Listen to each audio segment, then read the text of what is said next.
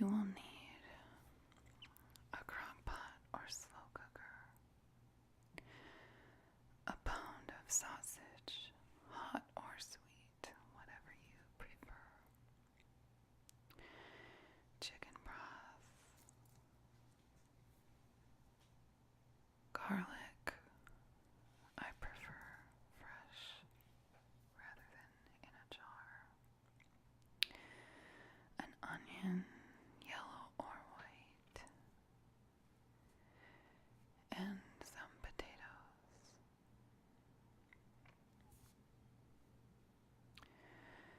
I personally love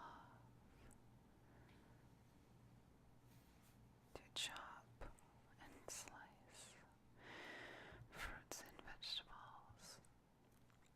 So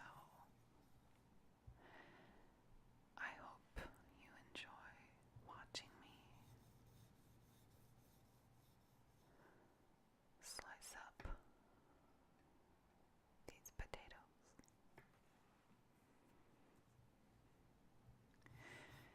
In the interest of ASMR and relaxation,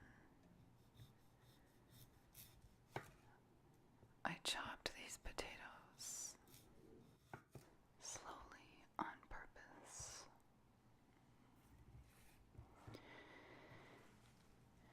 And for an amateur like myself, potatoes are one of the more difficult things to chop quickly,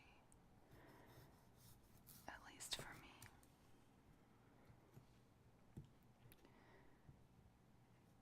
So listen to the chopping sounds and watch my knife and my hands deliberately and slowly cube up these potatoes and let it relax you.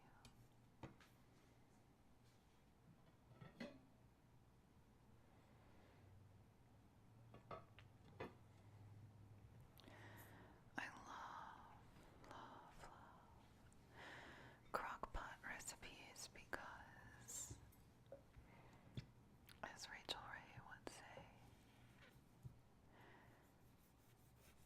it's a chop and drop recipe. Since I love chopping,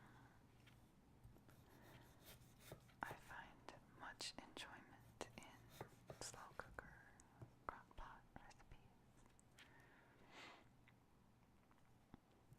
All it means is I have to do some chopping, leave for work,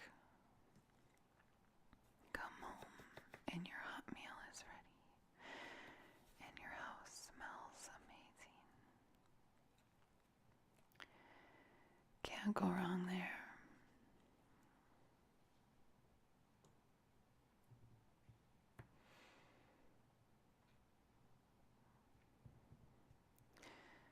And I'll tell you right now,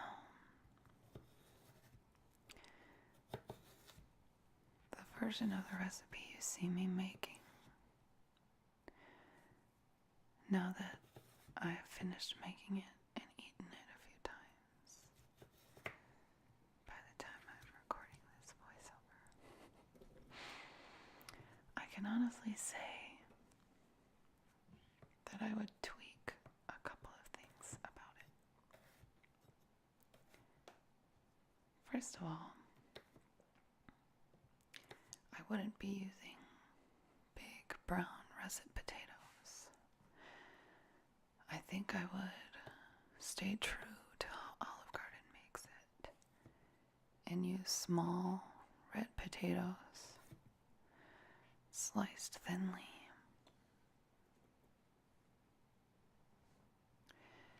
I would also, rather than placing raw onion and garlic into the broth to be boiled,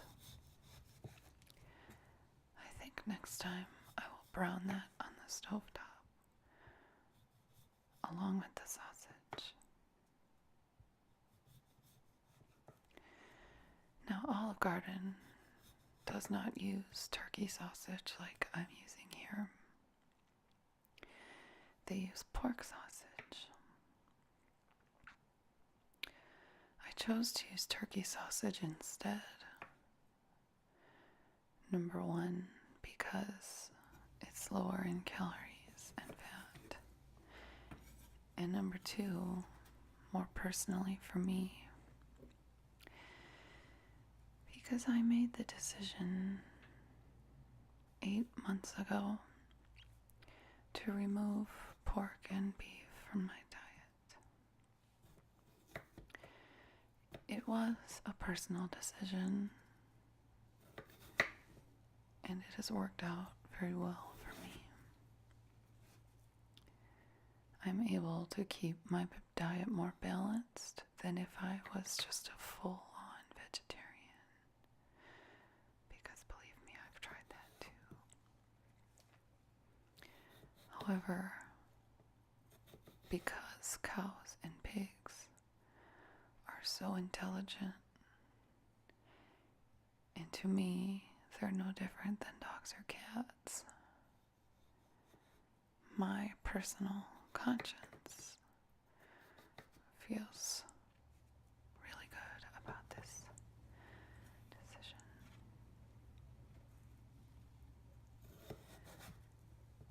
I do not judge anyone's dietary choices. If you're a meat eater, I respect that. On the other end of the spectrum, if you're a raw vegan, I respect that also. Everyone has to draw a line somewhere. My line is drawn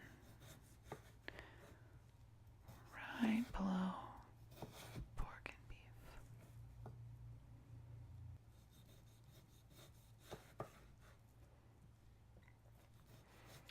I don't miss those meats very often. Every once in a while I crave a burger, but I do love poultry burgers and veggie burgers, so problem solved.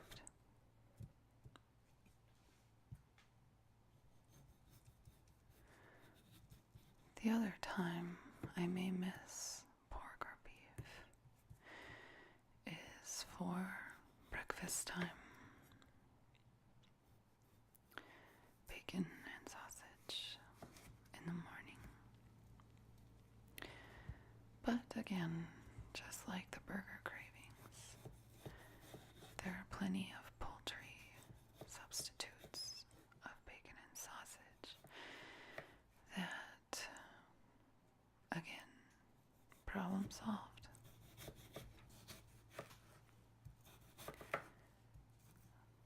I love eating this soup at Olive Garden, but it's just as good made at home.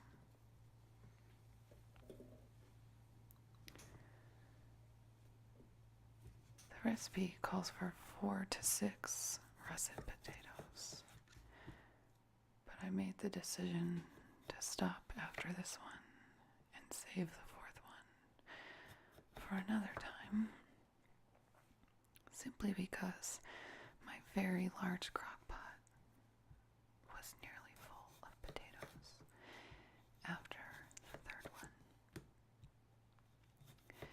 I think that's because these potatoes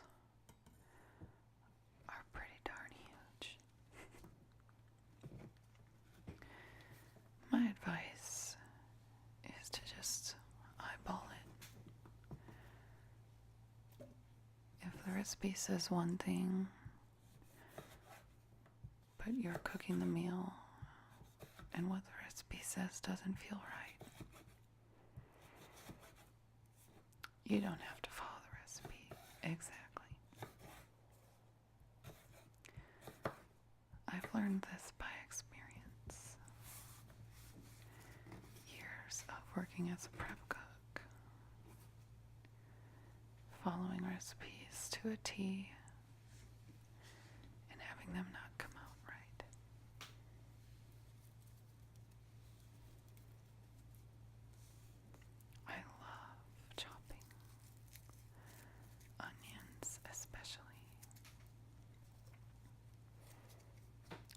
satisfying. Something about it.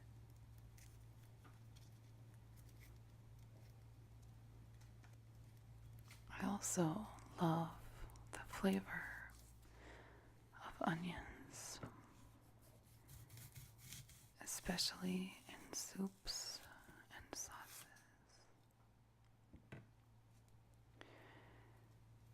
Maybe that's why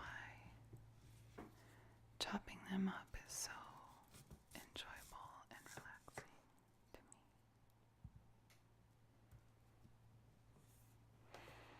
I love using a sharp knife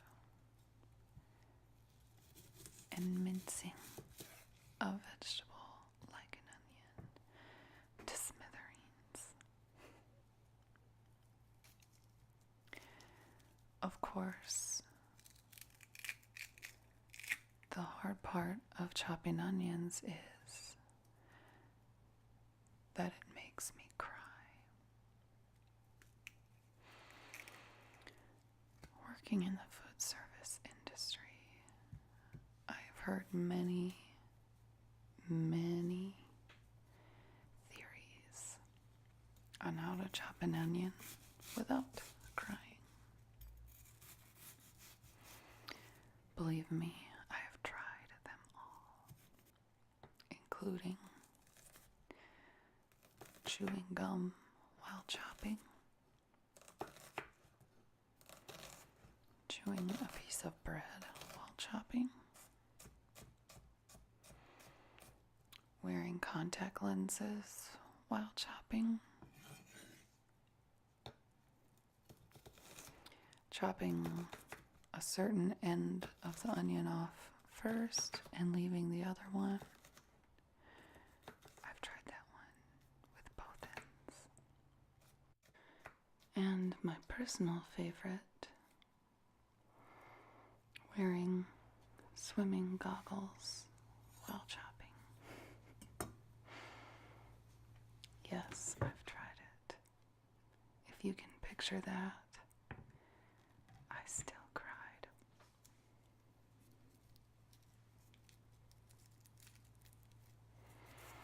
Now, when it comes to chopping garlic,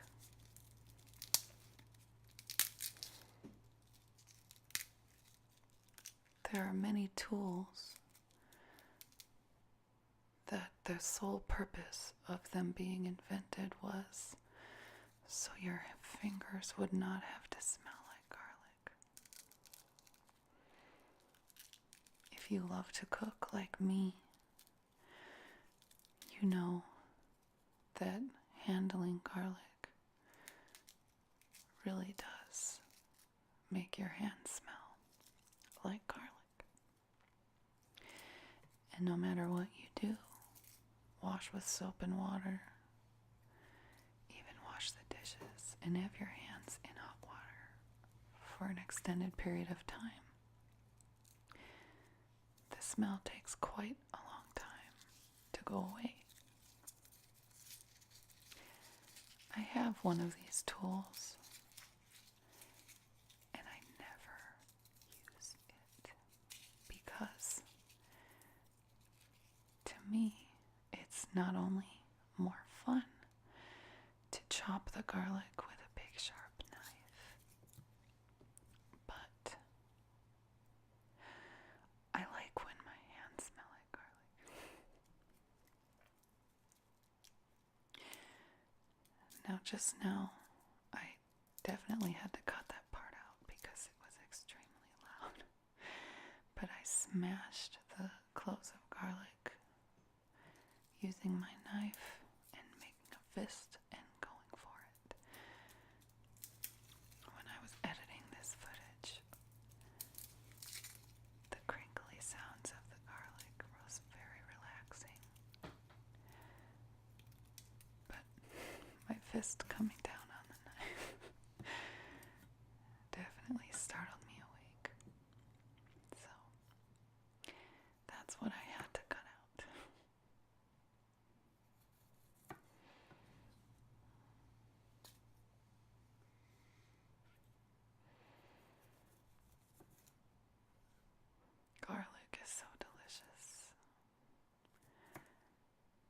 if you're using a recipe that calls for raw garlic, I highly recommend you only add a little bit at a time. Raw garlic is very intense. I have a couple of recipes that I love for things like raw pasta sauce that call for raw garlic. And for those recipes, no matter what the recipe says, if it says 2 cloves or 1 tablespoon, I always add just a small clove minced up. And I find that that is plenty of garlic flavor. Now in this recipe, obviously the garlic is not raw. It gets cooked through. So I use a lot. To be honest, I don't even know what the recipe says for garlic. I just use those 2 gargantuan cloves because I love garlic.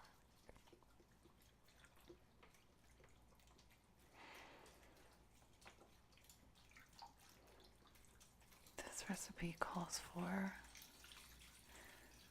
1 carton of chicken broth and fill the pot the rest of the way with water. But for added flavor, you could definitely buy a few cartons of chicken broth and not use water at all. That would really add some flavor to your soup.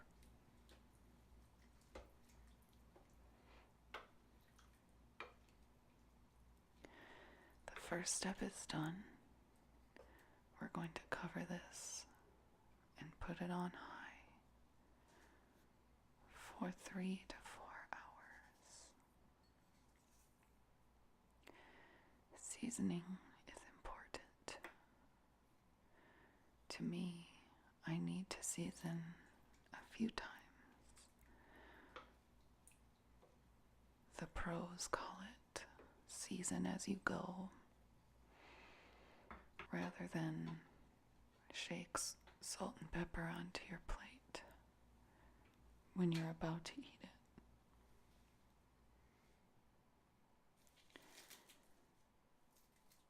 The next steps involve the kale and making our broth nice and creamy.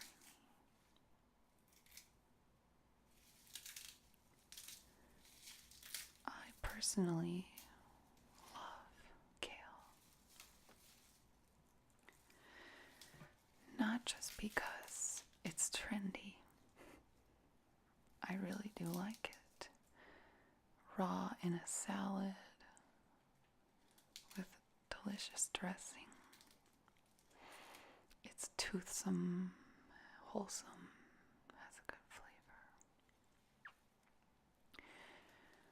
I don't, however, like all dark leafy greens. Even though I live in the South, I don't care for collard greens. But kale is yummy, if you ask me. I love adding it to my fruit smoothies.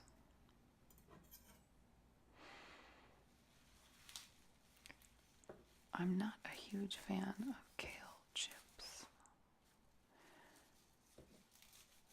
but I think that's because I've not had good luck making them myself. They either don't come out crispy or I burn them and they are too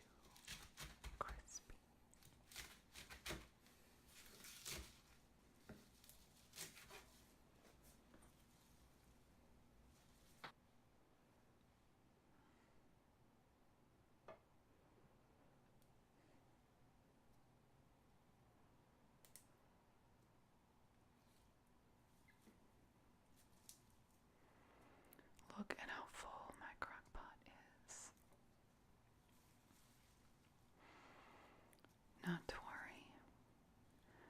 Leafy greens such as kale and spinach wilt down so quickly in the heat. You may have noticed I tore the leaves off of the stems. The stems are technically edible, but they're very tough.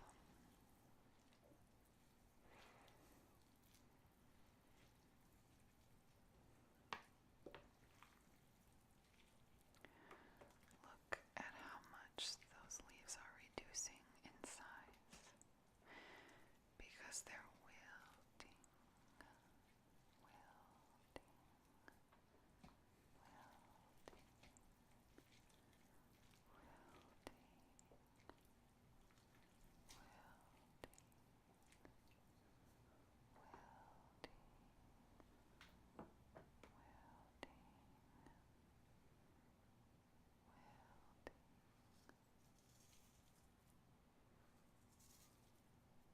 This is another example of season as you go.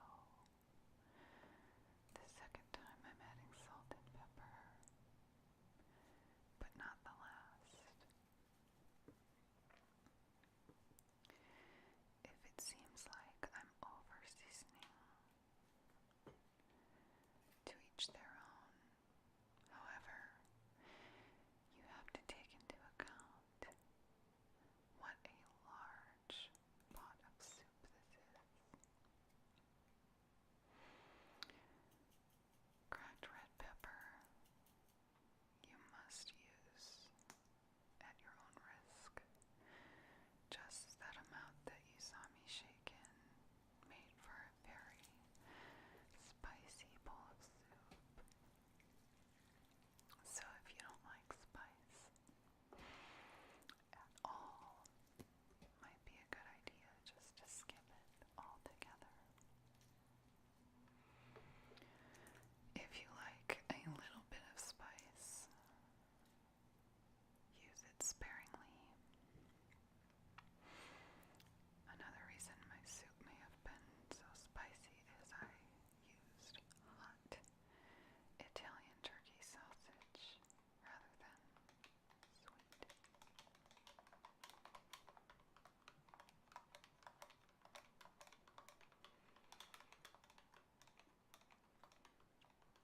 What you see here is 1 cup of milk with 2 tablespoons of flour whisked in, so there are no lumps. If you wanted